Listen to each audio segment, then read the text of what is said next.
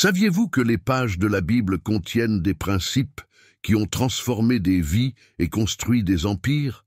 Oui, même des noms comme Elon Musk utilisent des stratégies qui font écho à la sagesse ancienne.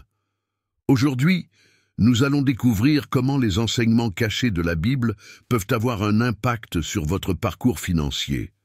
Peu importe que vous y croyiez ou non, ce qui compte, c'est ce que vous pouvez apprendre et appliquer maintenant. Donc si vous êtes prêt à découvrir des secrets qui pourraient changer votre vie financière, restez jusqu'à la fin, car je vais vous révéler des informations dont vous n'avez jamais entendu parler. Vous êtes sur le point de comprendre pourquoi la richesse est une question de sagesse, de foi et d'action. J'aime considérer cette idée de multiplication comme la plantation d'une graine.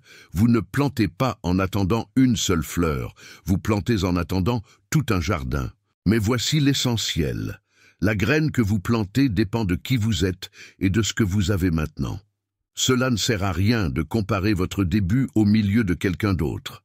Parfois, nous regardons ceux qui y sont déjà parvenus, comme Elon Musk ou tout autre grand investisseur, et pensons que ce que nous avons entre nos mains est trop petit.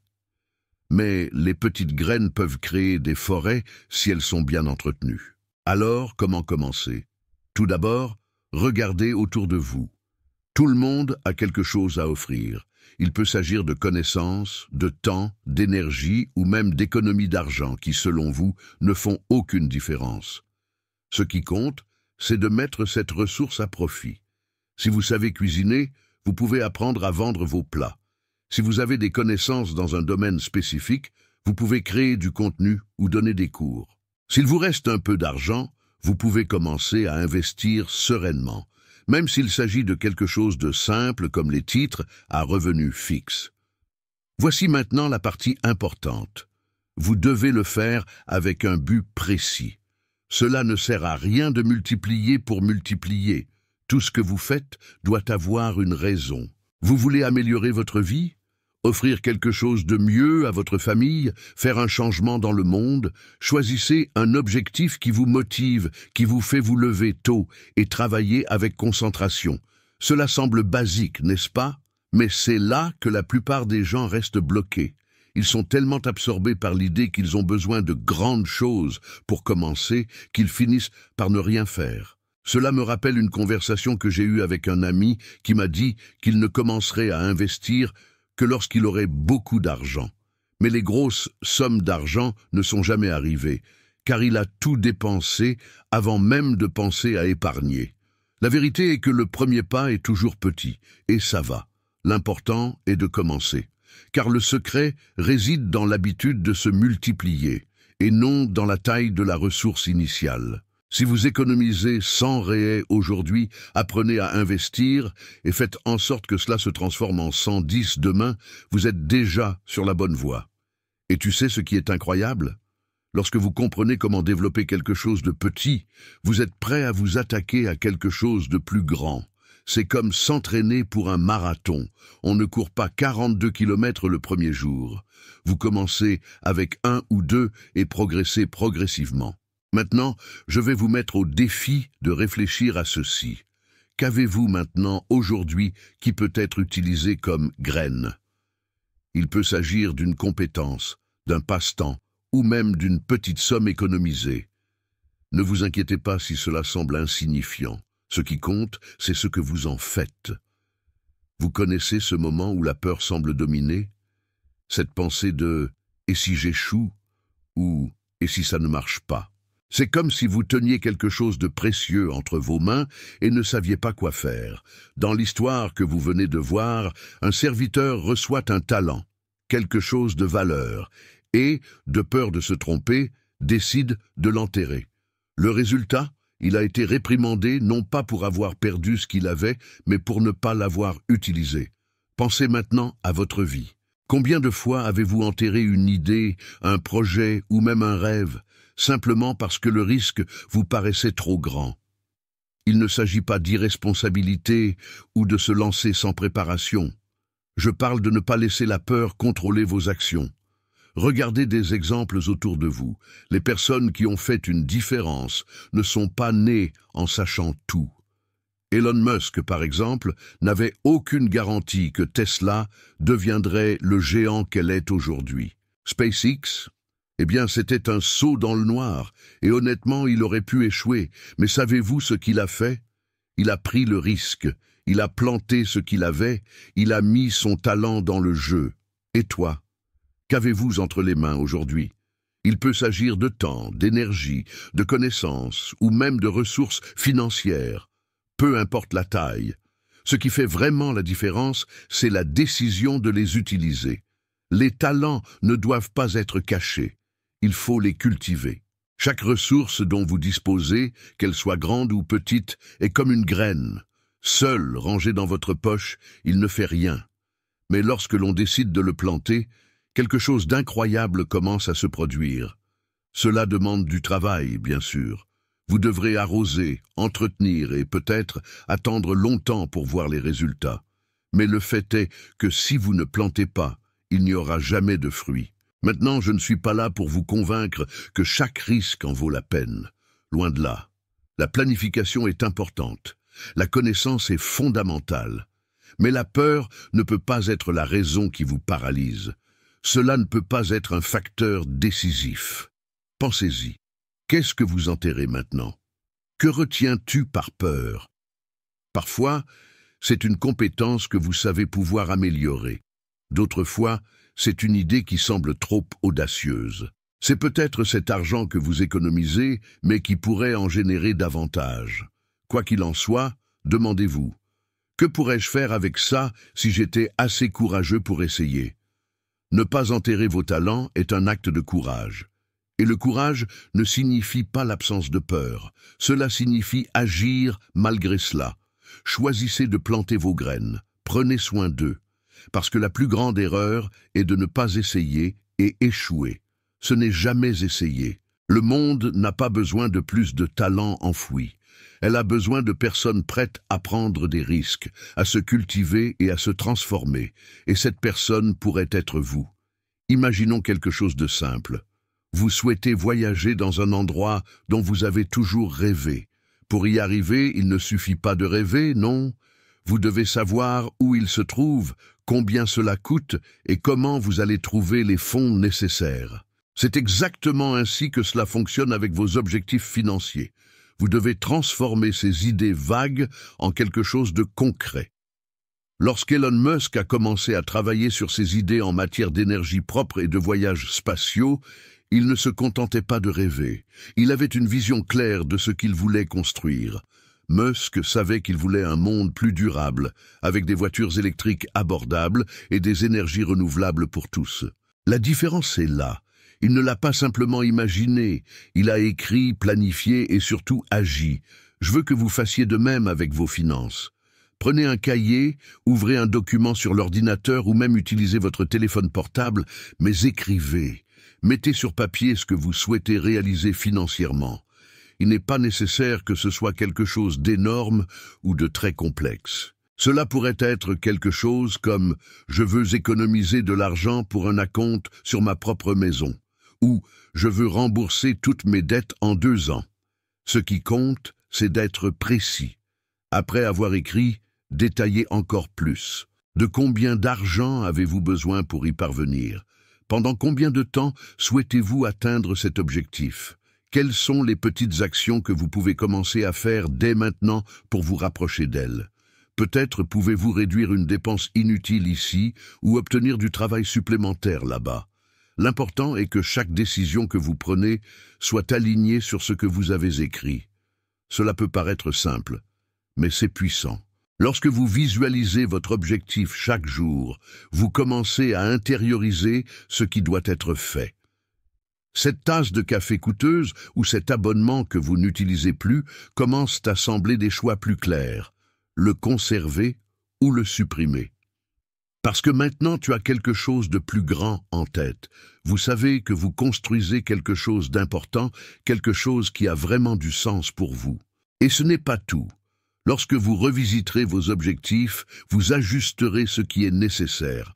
La vie change et vos projets peuvent changer aussi. Ce qui ne peut pas changer, c'est votre engagement envers ce qui est important pour vous. Alors, Soyez discipliné, consacrez-y du temps quotidiennement, même si ce n'est que 2 minutes. Lisez ce que vous avez écrit, si vous le pouvez, dites-le à voix haute. Plus vous vous connectez à votre vision, plus il devient facile de la transformer en réalité. Croyez-moi, cette simple habitude d'écrire et de revoir vos objectifs est ce qui différencie ceux qui les atteignent de ceux qui se contentent de se détendre. Si vous en faites un engagement quotidien, vous commencerez à remarquer des changements. Cela peut prendre un certain temps avant que les choses se produisent, mais vous serez sur la bonne voie. Et voici un rappel important. Vos objectifs sont les vôtres, peu importe ce que font les autres ou ce qui semble être l'objectif idéal pour la majorité. Ce qui compte vraiment, c'est ce qui a du sens pour vous, pour votre vie, pour vos rêves. C'est ce qui donne le pouvoir à votre vision. Alors maintenant, c'est votre tour. Prenez un stylo, ouvrez un fichier sur votre ordinateur ou faites ce que vous préférez. Mais écrivez. Commencez dès aujourd'hui et demain, relisez-le. Et le lendemain aussi. Ce petit pas pourrait être ce dont vous aviez besoin pour transformer votre vie financière. Avez-vous déjà pris le temps de réfléchir à ce que signifie réellement construire quelque chose qui dépasse votre propre existence? Cette réflexion est plus qu'importante lorsque l'on parle d'argent. En fait, l'argent seul n'est pas le but. C'est une ressource, un outil qui, bien utilisé, peut transformer des vies. Proverbe 13, 22 contient un message puissant. Un homme bon laisse un héritage aux enfants de ses enfants. Et cet héritage ne doit pas seulement être financier. Il peut s'agir d'un ensemble de valeurs, d'un réseau d'opportunités ou même de leçons de vie qui façonneront les générations futures. La question qui reste est la suivante. Que construisez-vous aujourd'hui qui fera une différence pour ceux qui vous succéderont? Pensez-y avec moi. Nombre des plus grands visionnaires de notre époque, comme Elon Musk, n'accumulent pas de richesse pour le simple plaisir de se dire riches.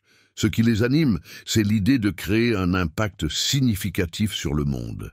Il ne s'agit pas de savoir combien d'argent vous avez en banque, mais de savoir comment cet argent peut être utilisé pour résoudre des problèmes, créer quelque chose de nouveau ou laisser une marque dont on se souviendra. Maintenant, ramenons cela à votre réalité. Lorsque vous regardez votre compte bancaire ou vos objectifs financiers, quel est le but derrière tout cela? Est-ce juste un confort personnel? Sécurité? Il n'y a rien de mal à ces choses-là, mais il existe un potentiel bien plus important que vous n'avez peut-être pas encore exploré.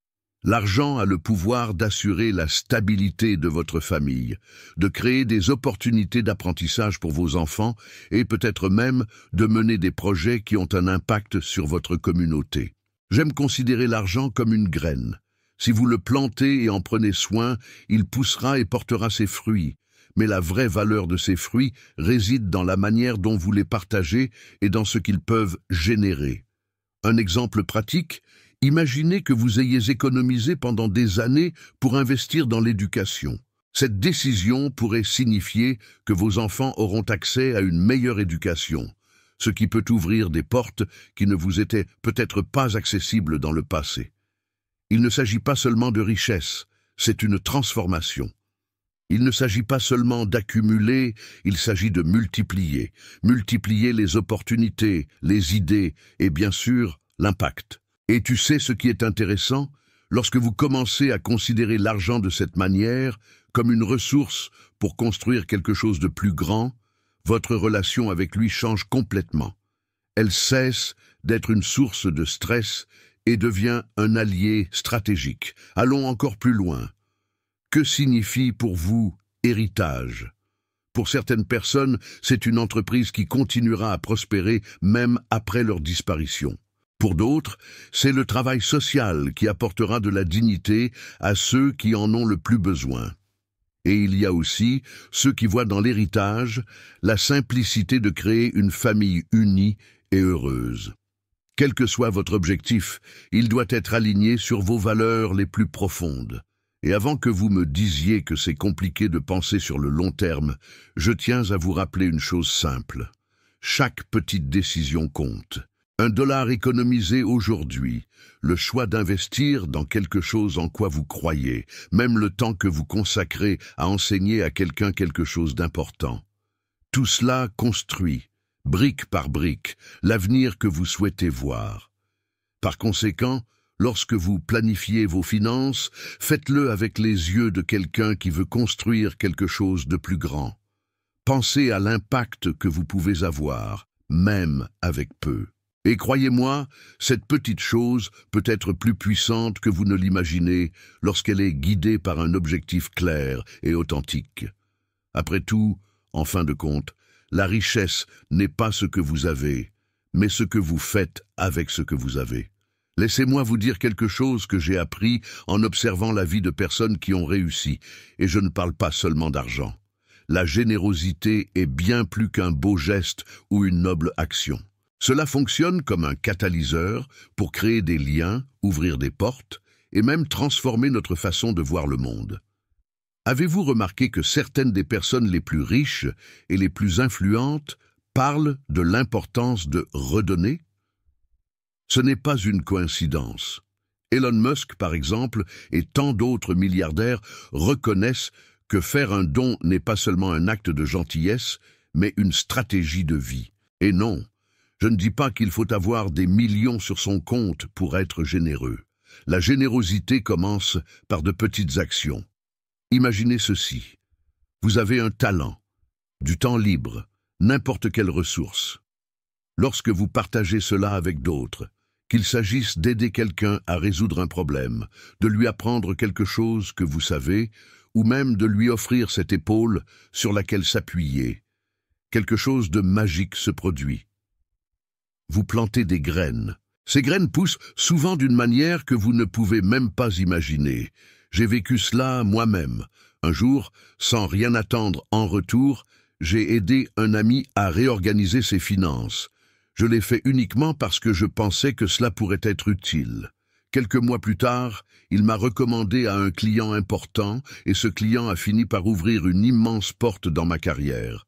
Ce n'était pas de la chance, c'était l'effet de la générosité. Et cela ne s'applique pas seulement au travail. Accordez votre attention aux personnes qui vous entourent. Consacrez votre temps aux conversations que vous avez reportées. La générosité crée un impact, car elle brise les barrières et permet aux autres de se sentir valorisés. Lorsque vous agissez ainsi, le monde réagit. Cela peut être dû à des opportunités inattendues, à des amitiés plus fortes ou même au sentiment d'utilité qui en vaut la peine. Vous voulez un exemple pratique? Choisissez un domaine de votre vie où vous pouvez être plus généreux. Cela peut être au travail, en famille ou dans la communauté. Testez pendant une semaine. Vous vous rendrez compte que plus vous donnez, plus vous recevez. Ce n'est pas un mystère, c'est un cycle naturel. C'est ce que comprennent les personnes qui réussissent. Donner, c'est faire de la place pour que les bonnes choses reviennent. Et écoutez, si vous pensez que cela semble trop ambitieux, commencez petit. Offrez un café, offrez un mot d'encouragement ou partagez peut-être quelque chose que vous avez récemment appris. Ne sous-estimez pas l'impact d'un simple acte. La générosité est le genre de richesse qui augmente à mesure que vous l'utilisez. Alors, que pouvez-vous donner aujourd'hui? Nous avons tous vécu des moments où le monde semble s'effondrer, quand tout autour de nous dit qu'il n'y a pas d'issue. C'était le cas en 2008, lorsqu'Elon Musk était au bord de la faillite. Ses deux plus grands projets, Tesla et SpaceX, étaient à la dérive. L'argent commençait à manquer et les critiques faisaient la queue pour déclarer son échec inévitable. Que feriez-vous dans cette situation? La Bible nous apporte une réflexion puissante. Bienheureux celui qui persévère dans l'épreuve, car après avoir été approuvé, il recevra la couronne de vie. Jacques chapitre 1, verset 12. Ce message s'adresse directement au cœur de ceux qui sont à la limite et qui cherchent la force de continuer. Persévérer, ce n'est pas simplement résister, c'est avancer, même lorsque le monde insiste pour que vous arrêtiez. Ce qui sépare le succès de l'échec n'est pas l'argent ni le talent, mais ce que l'on fait quand personne ne croit en nous, pas même en soi. Persévérance. Il ne s'agit pas simplement d'insister. Ça avance, même quand tout fait mal.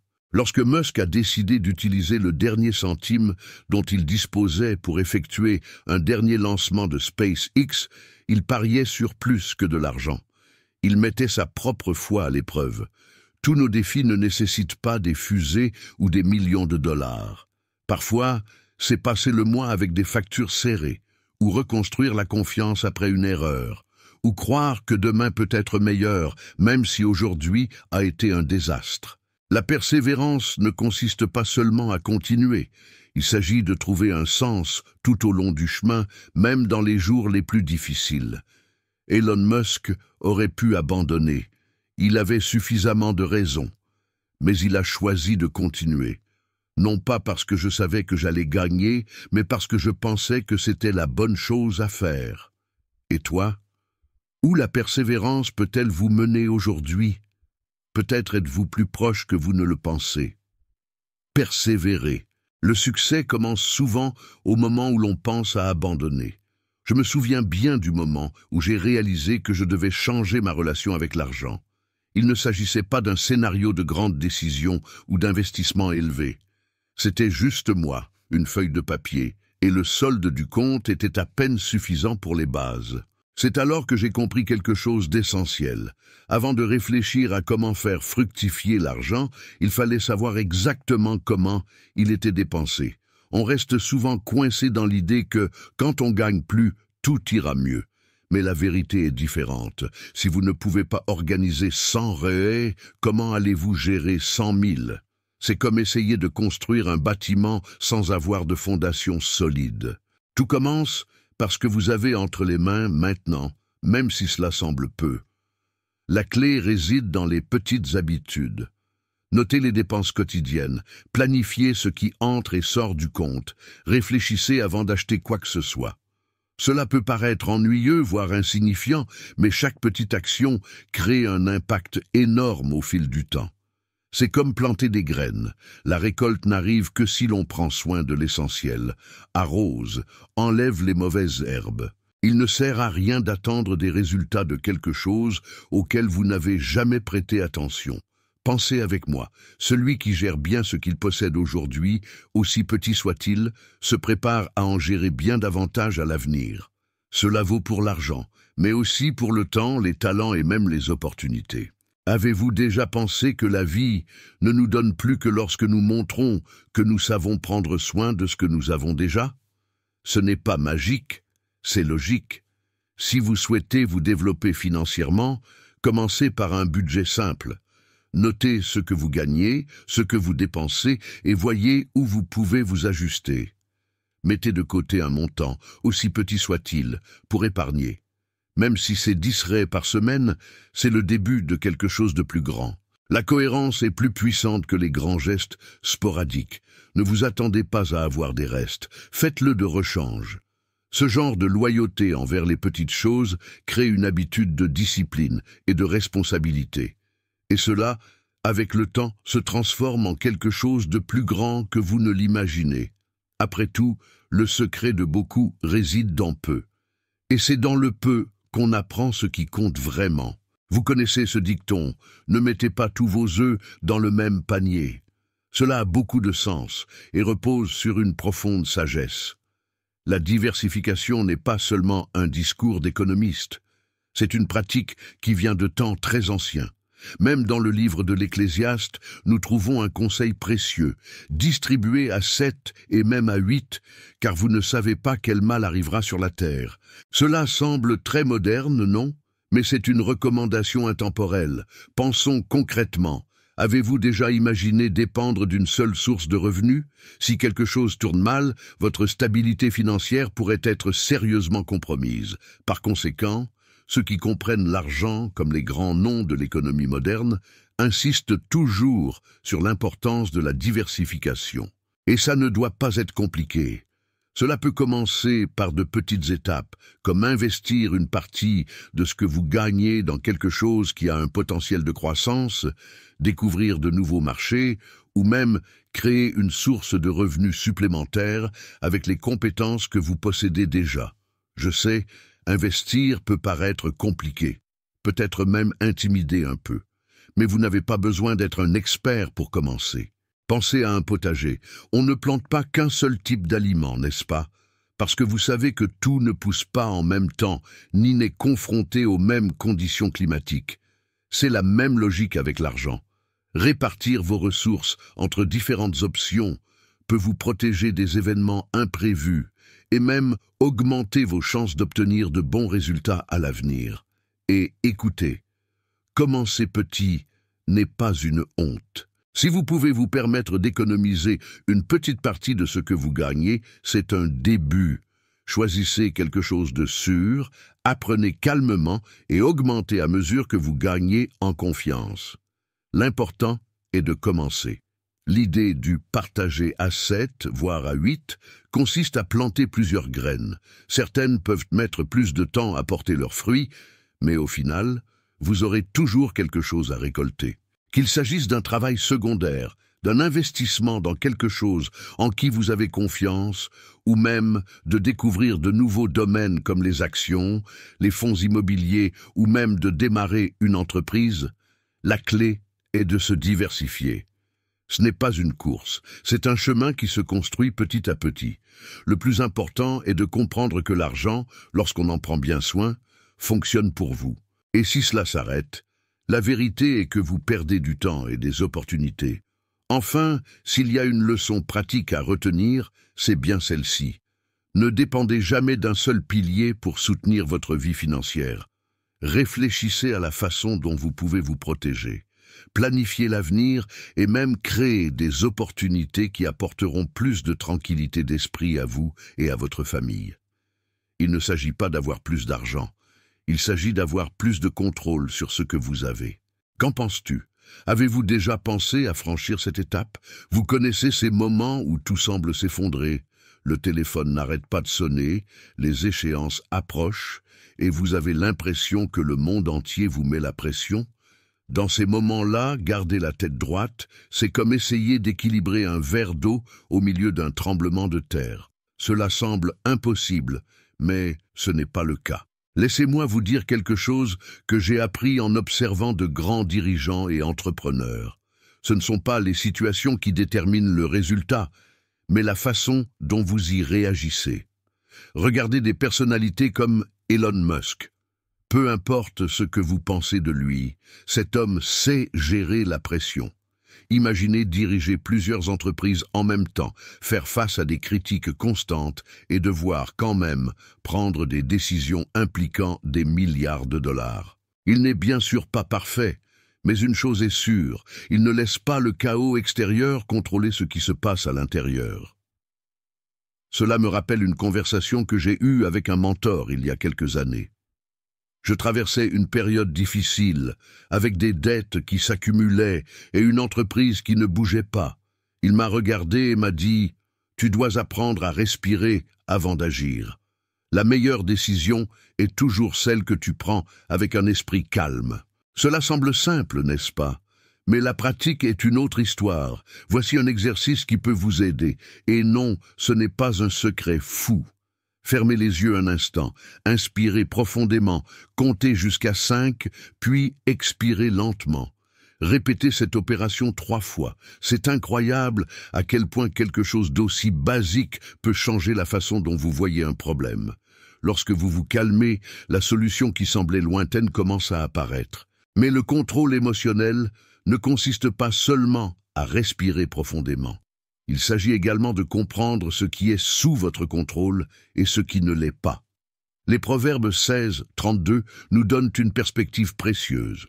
Maîtriser ses émotions est plus puissant que conquérir une ville entière.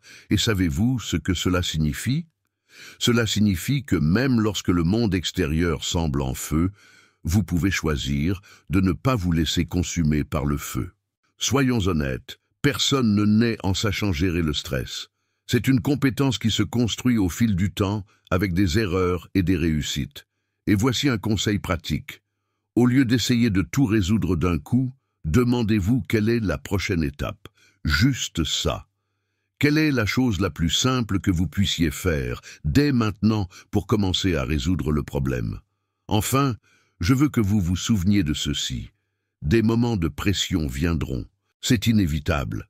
Mais chaque fois que vous affrontez l'un de ces moments et maintenez votre équilibre, vous devenez plus fort, mieux préparé pour le prochain défi. C'est comme renforcer un muscle. À chaque entraînement, il devient plus résistant. Alors, lorsque le prochain défi se présente, n'oubliez pas, respirez, analysez ce qui est sous votre contrôle et avancez étape par étape. Parce que la meilleure décision est toujours celle qui vient de la patience et de la clarté. Et tu sais ce qui est le mieux? Vous en êtes capable. Oui, toi. En fin de compte, la Bible nous enseigne que la richesse sans but est vide. Découvrez votre grande mission et alignez vos efforts financiers sur elle. Vous connaissez désormais les secrets cachés de la Bible et comment ils inspirent même de grands noms comme Elon Musk. Ces principes sont universels et peuvent transformer votre vie financière, mais seulement si vous les mettez en pratique. Alors, quel sera votre premier pas vers l'abondance? Merci d'avoir regardé. Si ce contenu vous a inspiré, abonnez-vous à la chaîne, activez la cloche pour recevoir plus d'informations comme celle-ci et laissez votre like. Commentaire ci-dessous. Quel enseignement de la Bible vous a le plus surpris? Oh! Et n'oubliez pas de partager cette vidéo avec tous ceux qui ont besoin de ces révélations.